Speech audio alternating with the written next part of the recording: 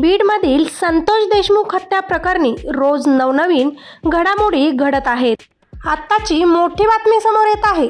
वाल्मिक कराड यांच्यावर मकोका लावण्यात आला आहे। त्याचा ताबा सीआयडीने मागितला आहे।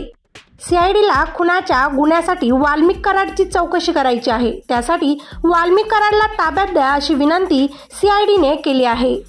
वाल्मिक कराड यांच्यावर खंडणीचा गुन्हा दाखल आहे। त्यामुळे संतोष देशमुख मर्डर प्रकरणात वाल्मिक कराडचा काही संबंध आहे का याचा तपास सीआयडीला करायचा आहे। वाल्मिक कराडवर संतोष देशमुख यांच्या हत्येचा कट रचल्याचा आरोप आहे। परंतु वाल्मिक कराड यांना मकोका लागल्यानंतर त्यांचे समर्थक आज आक्रमक झाले। वाल्मिक कराडची आई पारुबाई कराड परळी पोलीस ठाण्याबाहेर ठिय्या आंदोलन केले आहे।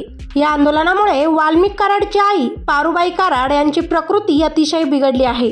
माझ्या लेकाने काहीही केलं नाही, त्याच्यावर खोटा गुन्हा दाखल केला जातोय असं त्या आंदोलनात म्हणाल्या। कृष्ण आंधळे अजूनही फरार आहे।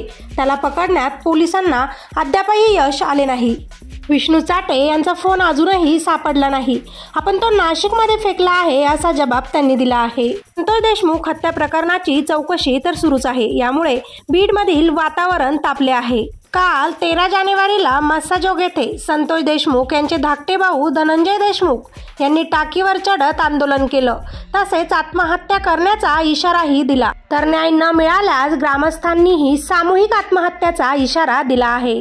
सरपंच संतोष देशमुख हत्या प्रकरणात वाल्मिक कराड हाच मुख्य सूत्रधार असल्याचा आरोप केला जात आहे। पोलिसांनी त्याला 2 कोटी रुपयांची खंडणी मागितल्या प्रकरणी अटक केली आहे। या प्रकरणातील अटकेतील इतर आरोपींवर मकोका लावण्यात आला आहे। मात्र वाल्मिक कराडवर अद्याप मकोका अंतर्गत कारवाई करण्यात आलेली नाही। तसेच त्याच्यावर 302 अंतर्गत हत्येचा गुन्हा दाखल करण्यात यावा अशी मागणी देशमुख कुटुंब आणि मस्साजोग ग्रामस्थांनी केली आहे। सरपंच संतोष देशमुख हत्या प्रकरणात नवीन काही अपडेट मिळाल्यास लवकरच तुमच्यापर्यंत पोहोचवण्यात येईल। सत्यमेव जयते।